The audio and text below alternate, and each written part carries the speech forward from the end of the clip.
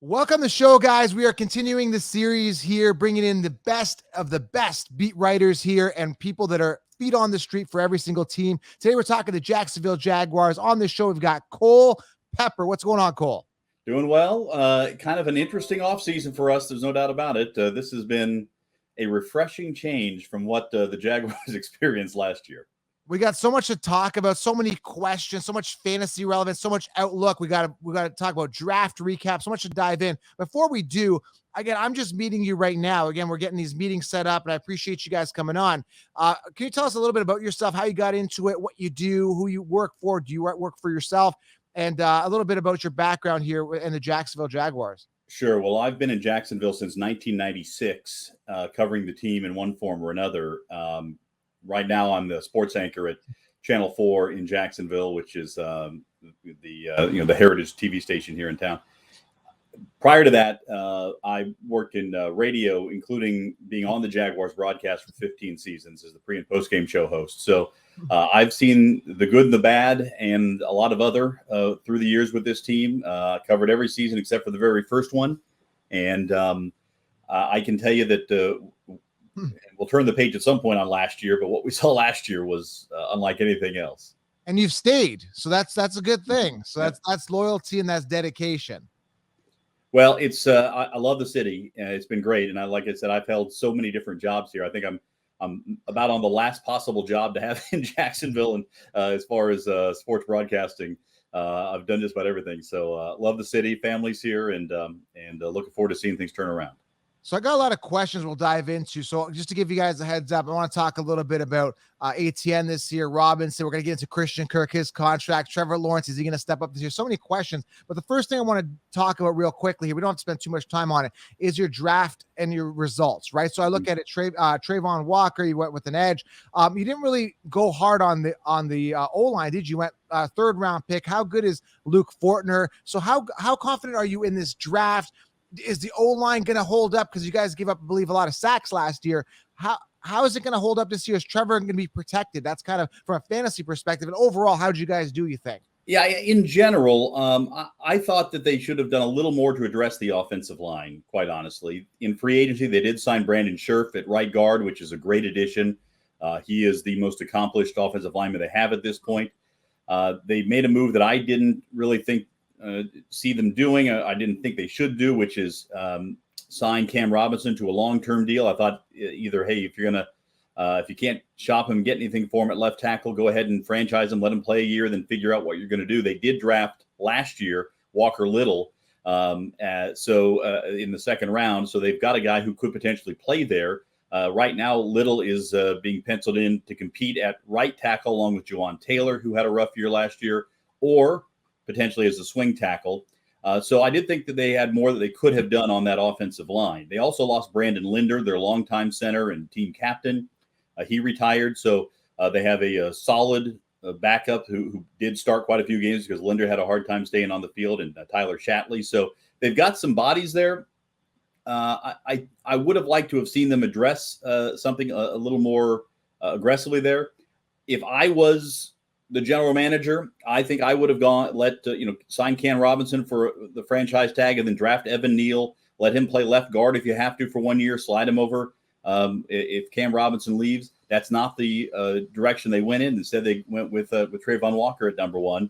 So we'll see how it all plays out. But Doug Peterson has talked since he got this job on April the 11th about wanting to have a solid offensive line that he could rely on. And as a veteran coach, as a guy who played in the league, he likes veteran offensive linemen, guys who you know what you're going to get day in and day out. So my question is, I mean, are you confident? Like, is Trevor Lawrence going to thrive with the O-line now? Do you feel much better than last year, obviously? Yeah. I mean, again, it wasn't a terrible year for the offensive line from a pass blocking standpoint last year, considering a rookie quarterback and considering all of the dysfunction that was going on within the organization. I didn't think they had a terrible year. Lawrence gets rid of the ball very quickly. He has a fast processor. He does know what to do with it. In his second year in the league, even in another offense, a new offense this year, I think he's going to be even better. So I'm not really concerned about Trevor having time to throw the football. What I am curious to see is how this group, with bodies in new places, it's very possible they could have, 4 new offensive linemen in new spots from last year. So how they come together is going to be a big part of what happens, particularly early in the season. All right, so let's dive into the offense here because that's what everybody wants to hear. I'm excited. I love the knowledge. I love having the depth of knowledge here. To have you here is just awesome, and that's why I love doing these meetings because I have my intuition as a fantasy guy, and I don't know the in-depth, the intricate workings that you guys, the wiring of the team and all that. Mm-hmm. But again, I'm like a purple belt or blue belt in jiu-jitsu. You guys are the black belts on the team. So talk about Trevor Lawrence from fantasy. I thought he would have been a decent sleeper last year because he was the first overall pick. And we're like, yeah, we're excited about him. Didn't perform on a fantasy level. By the way, do you play fantasy or is there a conflict of interest? You guys can't play or do you play at all? Oh, no. I mean, I could. I don't. I tell people, I have enough football in my life. I don't need to add more to it. So I can only imagine, but Trevor Lawrence just didn't perform to where we thought he would. As a can you give us a stat line I know it's very hard to tell. We're not going to hold you to it. Compared to last year, how much of an improvement are we going to see from Trevor Lawrence with all the we're going to talk about the tools individually, but in general with him, how much of an improvement? We're going to trend upwards, I hope. Yeah, for sure. And I think you talk about what is it that could cause an upward trend. Well, for starters, you always expect a quarterback to be better in his second year in the league than his first year in the league. You always learn a lot more about, you can come in, you can be as talented as you want to be, but you don't know what you don't know about the NFL. So that's number one. Even if last year was a normal year and the Jaguars had been a 6-win team or something, I would have expected Trevor Lawrence to take a step forward this year based on just being better. I expect all the rookie quarterbacks who played last year to be better this year. Number two, and I can't stress this enough, it was such a mess here last year with Urban Meyer. He had no idea what he was doing. He didn't understand the NFL world. He didn't understand the way that things worked here. He wanted to try to brainwash players to doing things his way, and his way hadn't even been proven in the National Football League. What he didn't understand about the players he was coaching was dramatic. So now that you have the complete opposite, you have an experienced NFL guy who's won championships and who is not trying to sell anything in Doug Peterson, who, oh, by the way, also happens to be a former quarterback who happens to have been an offensive coordinator and a quarterback's coach. He knows how to speak that language. He and Trevor, again, there's still a level of trust that needs to be built over time, but that's going to make Trevor Lawrence better. They also went out and spent in free agency on pass catchers. They brought in Christian Kirk. They brought in Zay Jones, who I think will be good just from a catching the ball standpoint. The Jaguars had a lot of drops last year. And they brought in Evan Ingram, who is a guy who they can change up in terms of what they can do with him. Good speed for a tight end could be somebody who can create some mismatches. Travis Etienne is back this year after being injured in the preseason last year. So now all of a sudden the Jaguars have all these guys, and let me throw in Laviska Shenault as well, who are multi-dimensional kind of players. Swiss Army knife guy. I'm sorry? Swiss Army knife kind of guy. Yeah, right, exactly. Who you can use in different ways to create these matchup issues. I think by having an offensive-minded, experienced NFL head coach, Press Taylor is a first-time offensive coordinator, but he was the top offensive assistant with Indianapolis last year. Young mind, Zach Taylor's brother, a guy who seems to really get the game. I think you're going to see a lot more positive scenarios. I think Trevor Lawrence is going to be put in a better position to do well this year. So you ask about a stat line. I don't think it's unreasonable to think he could be a 30-14 guy. And maybe even better than that is in terms of the touchdown interceptions ratio. Last year, I went in saying I don't really care how many interceptions a rookie quarterback throws. What I want to see is, does he handle the stress of the NFL? Does he process through quickly? Does he understand where the ball should go? And that certainly did happen last year with Trevor Lawrence, even though the numbers weren't always fantastic. Yeah, I see a 12 touchdown, 17 interception guys ratio there, and then he had a 71.86 rating, QB rating. Not the greatest. No way but up for Lawrence, I would say, this year. And good points there on the improvements there. Yeah, I think he's definitely going to be better. And just in terms of being around him, I have never in 27 years of covering the NFL, and I started in Kansas City when Joe Montana was there. So that's how long I've been covering quarterbacks. I've never seen a rookie quarterback be as steady and handle things as well as Trevor Lawrence did. And it just happened to come in the most dysfunctional season I've ever covered in the NFL. So it's like it was one of those kind of worst case scenarios for him. So hopefully there is some sort of improvement with him this year, putting him in that situation. And do you believe, to wrap up Trevor Lawrence here, do you believe he can really be that Aaron Rodgers, that Pat Mahomes, that franchise guy for them? We don't want to use that first year as an example of who he's going to be at all, right? We just want to move forward from that. Well, it's interesting you mentioned those two guys because neither one of them really played significant time as rookies, right? Right. So you can't judge a rookie quarterback on just 1 year. You start to see the trajectory based on year two, and whether that's Zach Wilson or Justin Fields or anybody else from that draft class, Mac Jones.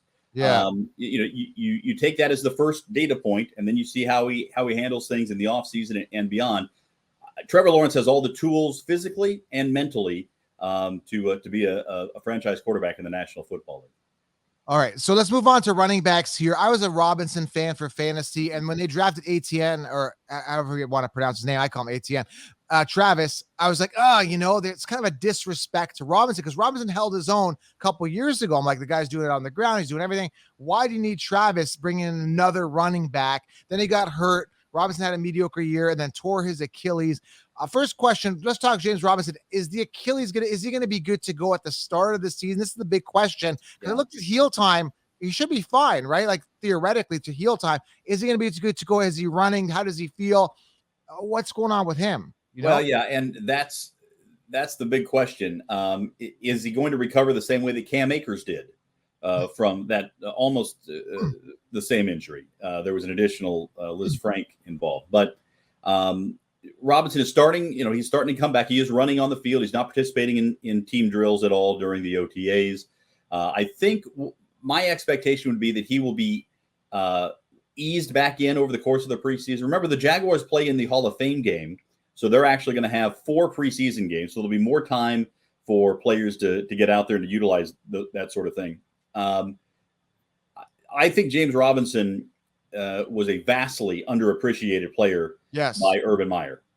He did not believe in James Robinson. It was very clear from the way he treated him, from the way he used or didn't utilize him in game situations. And then he got hurt and kind of spoiled the rest of the way.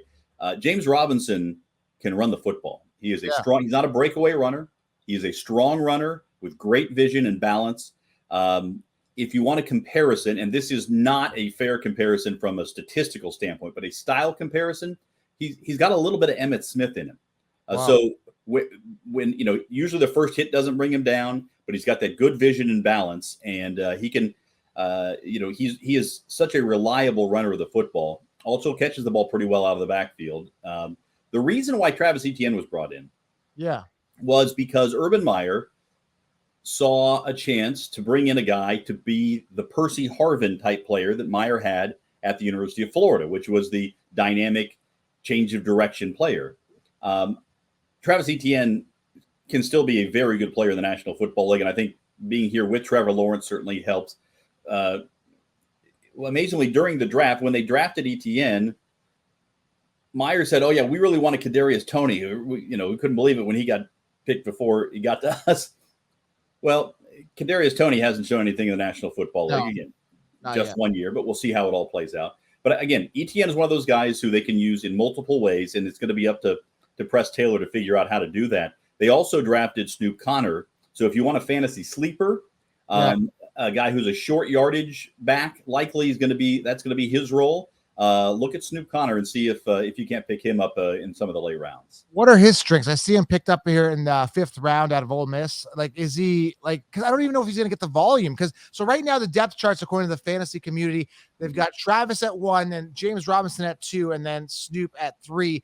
How is the volume distribution? Do you think that Travis is going to be the clear-cut one, or is it like a Kamara to an Ingram type situation from years ago? How does this play out from a volume perspective? Is it a Nick Chubb, Kareem Hunt situation where, Robinson's going to be the pure runner? And how does this play out theoretically? Yeah, we don't know yet because all they've had is some OTA practices. They're not really showing much. They're right now teaching fundamentals of this new offense. I asked Press Taylor on Thursday, "Hey, what's the personality of this offense going to be?" And he said, "Well, it's going to depend on who we're playing. 1 week we may want to run the ball a lot. 1 week we may want to throw the ball a lot. 1 week we may want to be a power running team. 1 week we may want to, be a speed running team. So I think it's going to depend on some of the matchups. It also is going to depend on the health of those two running backs. Travis Etienne is ahead of James Robinson right now from a health standpoint, coming back from his injury. His injury happened earlier. So he was catching kicks as well as working out of the backfield during OTAs. So I think they like where he is physically. James Robinson isn't participating in the team drills, as I mentioned yet. So if you can wait as late as possible to make your decision on this, wait and see how James Robinson's doing during training camp. My expectation is that once both are full strength, Robinson's going to be the number one. Etienne is going to be the change of pace guy and the guy to create some matchup issues, and will probably have more big plays. And then Connor will be the guy on short yardage down in near the goal line and on 3rd and 1, 4th and 1. That's what I feel. And I think the fantasy community is overrating Travis right now. Again, ease up on this. I think Robinson's still the guy there as the RB1. Still early to tell. But do you think week 1 he'll be a full go? Have you heard any insight? You said they're going to ease him in, and I heard, but do you think week 1 he should be good to go, Robinson? I certainly think it's a possibility. Again, you never know how somebody's going to handle the increased workload that comes with training camp. I do know that the Jaguars will be smart with him. They are, again, this the change in how professionally this organization is being run on the field this year compared to Urban Meyer last year is dramatic. So they're going to handle him the right way. And again, if you're concerned about week 1, maybe stay away from him. Yeah. At this point, if you're concerned about the full season, I think he's going to be fine as long as he can stay healthy during the year. People that are curious, I'm fading this entire team except for one person, which will move into the wide receivers. I see him as a major sleeper. At first, the guy's Christian Kirk. When I first heard about this contract, I'm like, how, why, who, what? Like, the whole shocked the entire. First of all, what was your reaction to that? What, $84 million over 3-4 years? What's the contract deal again? And were you shocked about this? So it was a big contract, there's no doubt, but two things. One, the Jaguars know they have to overpay top free agents to come here because of the history of losing. Yeah. Plain and simple. The fact that Doug Peterson is here does lend some more credibility. The only winning season the Jaguars have had in the last, 13 seasons was 2017. Tom Coughlin was brought in as the executive vice president of football operations. That convinced Calais Campbell to sign here. And Calais, because he's so well respected, was able to convince some other free agents to come here. And it started to put some things together. And they won and went to the AFC Championship game despite the fact that Blake Bortles was their quarterback. Right. So now, can Doug Peterson have that same kind of impact? Well, he did to some extent. And there were some guys who certainly would have not considered Jacksonville if you didn't have the kind of pedigree as a head coach as Doug Peterson brings. But yeah, they had to overpay. There's no doubt about that. They also had a bunch of salary cap space they didn't spend last year. They tried to, but they couldn't convince guys to come here even for that. So they had to overpay. So you knew that was going to happen. Is Christian Kirk an all-pro wide receiver? I don't think so. Is he a true number one X receiver in the traditional sense? Is he a Randy Moss or Devontae Adams? No, he's not that. But he's an upgrade from what the Jaguars have had here. They lost DJ Chark, who had one big year and then had a hard time in terms of both the injury and performance. So they let him go. So they needed to add some bodies. And I think Christian Kirk is going to be a good wide receiver here. Also, again, a guy who seems to perform no matter what's happening is Marvin Jones. So if you just want a 70-catch, 850-yard, 5-touchdown guy, Marvin Jones seems to do that wherever he is with whatever quarterback he has playing for him or playing with him. Steady veteran presence in the locker room. So he's going to get some time as well. The wide receiving core, though, is the most intriguing group on this team in terms of who's going to play and how they're going to be utilized because there are so many bodies in there right now. Yeah, I'm fading it. But do you think, like, from what you're hearing, because again, this is my gut feeling, I think Christian Kirk is going to be first of all, is he going to be able to handle the top corners? And if so, is the volume going to be going to Kirk? Is that connection built up yet?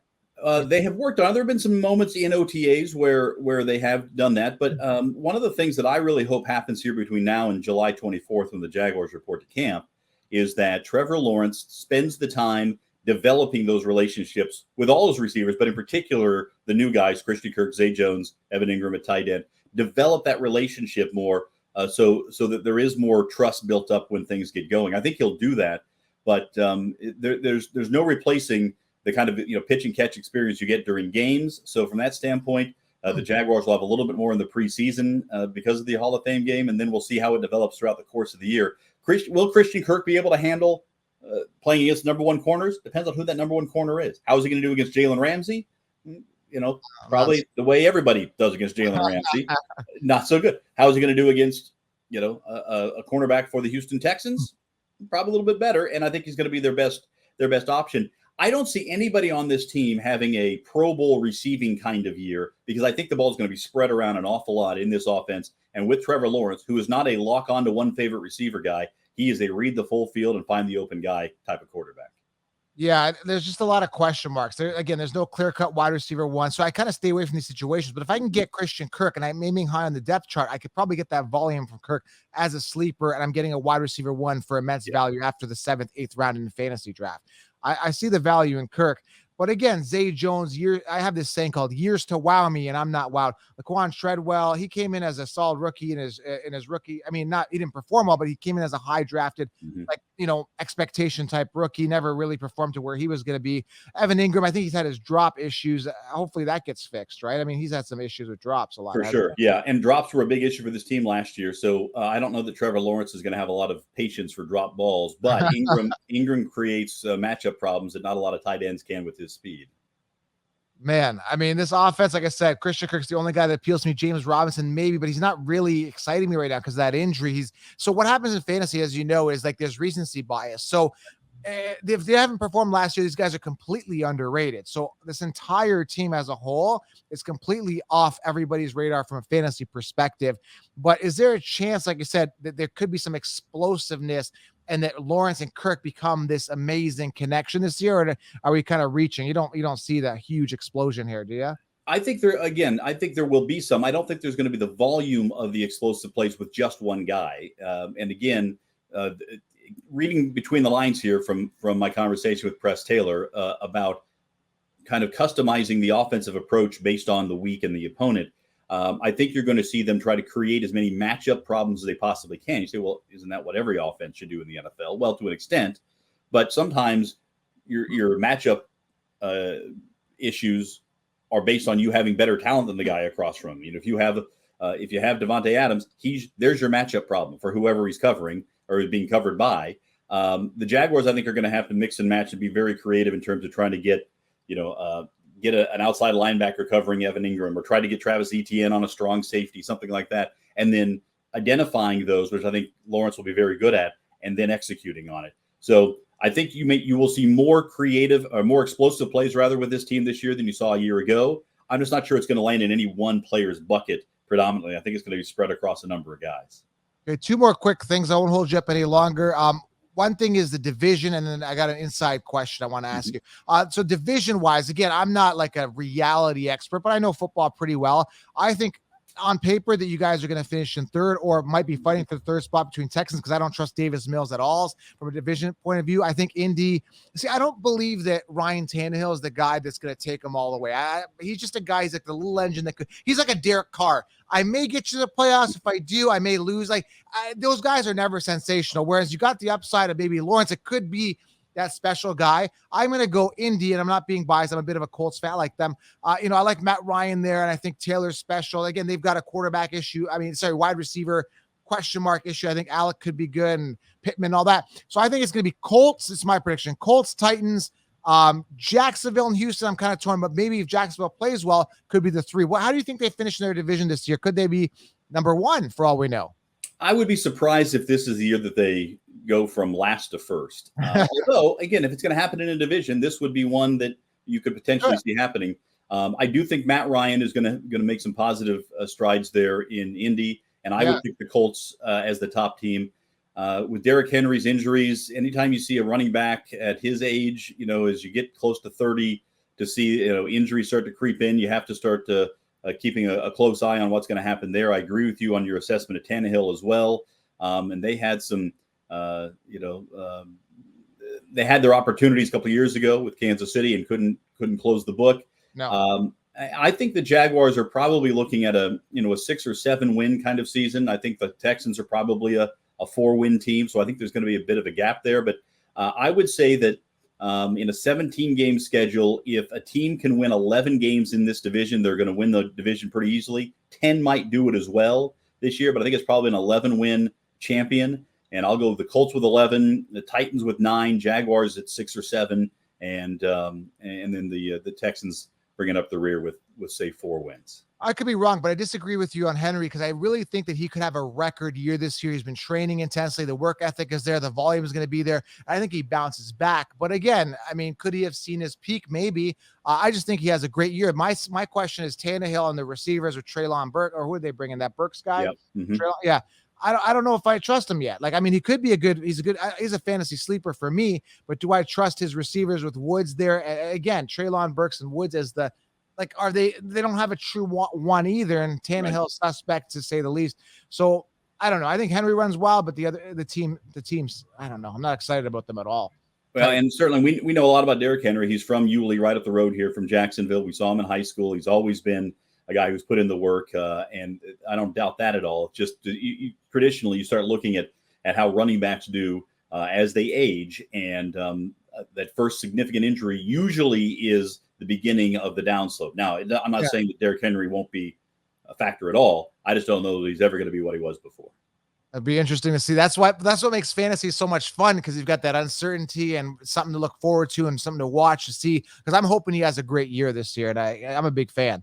So, Noel, I appreciate it. Oh, one more thing I was going to say. Is there anything, you've already given us a lot of insight, is there anything that we don't know, any inside information that maybe it's not on the news or something that you're hearing maybe Trevor Lawrence in the locker room is high-fiving Christian Kirk as any inside stuff before practice, they high-five each other for good luck, or any inside information that maybe we don't know that could be helpful for fantasy or reality with the Jacksonville Jaguars right now? Well, you could take this as whether you think this is going to make an impact long-term or not. But one of the big topics that has been a focus of Doug Peterson so far as the head coach of the Jaguars is to build trust with the players.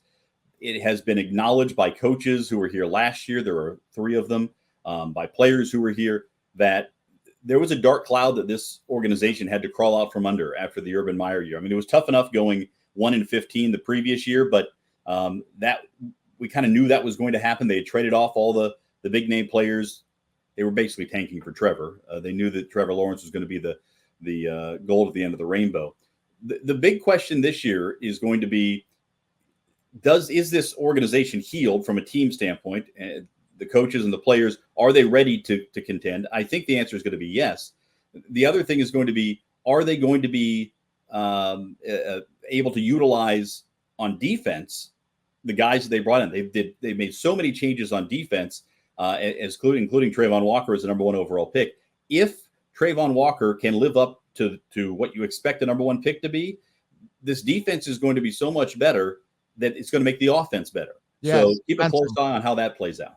Yeah, he gets a sack or something like that, changes the momentum of the game. Trevor Lawrence gets in good positions, maybe gets some extra touchdowns. It just changes the whole chemistry of the game. It'd be exciting. Yep, exactly.